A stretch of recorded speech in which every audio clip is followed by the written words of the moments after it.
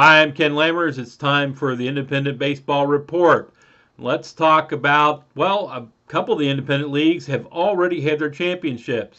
And the EPBL, the Empire League, they have the Puerto Rico Islanders win, which is fairly impressive since I'm fairly certain that they're a traveling team. You don't see that happen very often.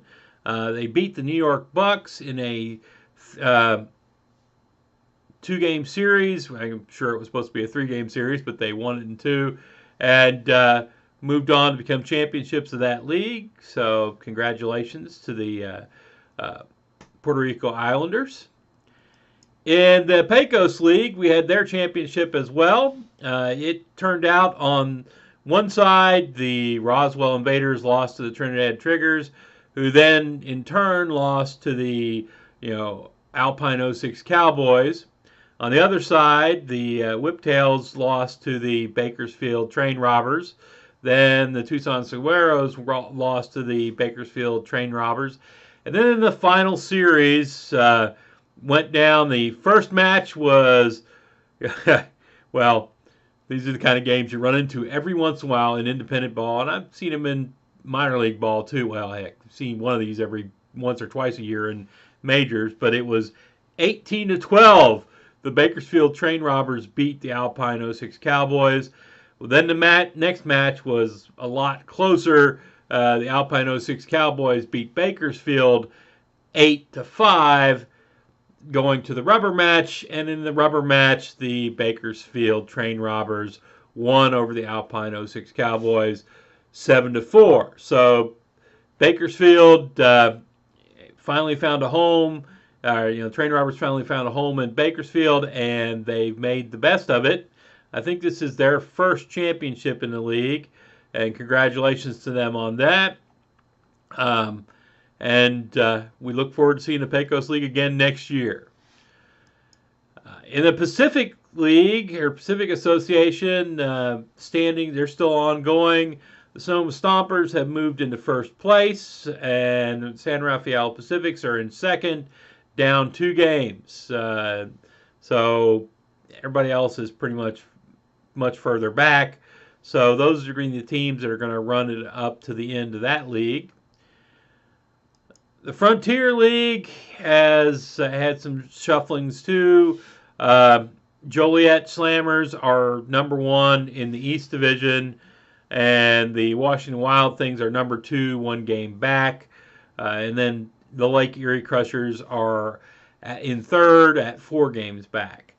In the West Division, the Normal Corn Belters are in the lead, with the Southern Illinois Miners 2.5 games back.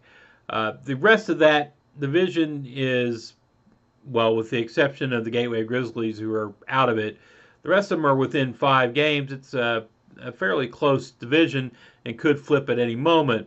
But for right now, Normal's on top. Southern Illinois is number 2, and we'll see how that turns out in the end. The Can-Am has settled into, well, we know what's going to be in the Can-Am. Sussex County Miners are are at the top, although they have a 6-game losing streak. You would expect them to have dropped some, and they have dropped a significant amount. However, they had a really big lead, so the Quebec Capitals are still 7 games back, and the Rockland Boulders are still 9.5. So they're going to have to continue in free fall for the other teams to catch up. We'll see if that happens. American Association, we've got in the North Division, Gary South Shore Railcats and the St. Paul Saints are tied at the top. And at number 3, the Fargo Moorhead Redhawks are 1 game back. So that's a tight division. And we'll see how that comes down to the wire. In the South Division, it's still the Sioux City Explorers are blowing everybody else away. The 2 teams nearest to them are 10 games back, the Kansas City T-Bones, and 10.5 games back, the Wichita Wingnuts. So the South Division, short of the Sioux City Explorers just falling apart. Just seems like it's pretty settled. Okay, the Atlantic League. Now, two things here. The Atlantic League has announced a new team for next year in High Point, North Carolina. It doesn't seem to have a name for what they're going to be yet, but High Point is, I think, midway between Winston-Salem and Greensboro, somewhere in that zone. This will be interesting to see how well they do, since there are, at least within an hour, there are Winston-Salem Dash, the Greensboro Grasshoppers, and the Burlington Royals, all of which will keep their folks local to come to their games. I'll be interested to see how High Point does. I make usually one sweep through North Carolina a year, picking up some teams, and so next year, assuming High Point appears, unlike the Virginia team, the Neptunes, which never did, assuming High Point appears, I'm going to make a trip and try to see them, and then pick up a Mudcats game, since I've never been able to get a full Mudcats game in, and Fayetteville should be up next year, so I'll try to see them as well. But now, beyond the team that's forming up in Atlantic, the teams are on top. Sugarland Skeeters are on top in the Freedom Division, followed by Lancaster Barnstormers, who are 4.5 games back. Sugarland won the first half of the league, and Lancaster came in second there, only 3 games back at that point. So this is following normal pattern, although I guess Lancaster probably should catch up a little bit. But the Liberty Division, the Long Island Ducks are on top, and they are 1.5 games above the Somerset Patriots.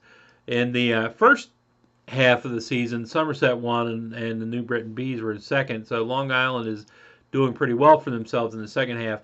The Atlantic League is one of those leagues where they play off the people who won the first half, play off who won the second half, so that's why I'm telling you where it is. They seem to be going pretty well, and that's it for my report on the independent leagues this week. If you like what you saw here, hit like. If you like what you see around here generally, subscribe. If you want to contact me directly, at LammersK on Twitter, just direct message me at LAMMERSK. And if you comment below, I'll be happy to read them. Cannot promise I'll reply to all of them because, well, honestly, I got that day job that kind of interferes with this hobby that I love doing the hobby, but the day job pays the bills, or at least theoretically it does. Anyway, just got one last thing to say to you. If you got a little bit of spare time and you got a little bit of spare money, go watch the minor league sports. Y'all have a good week now.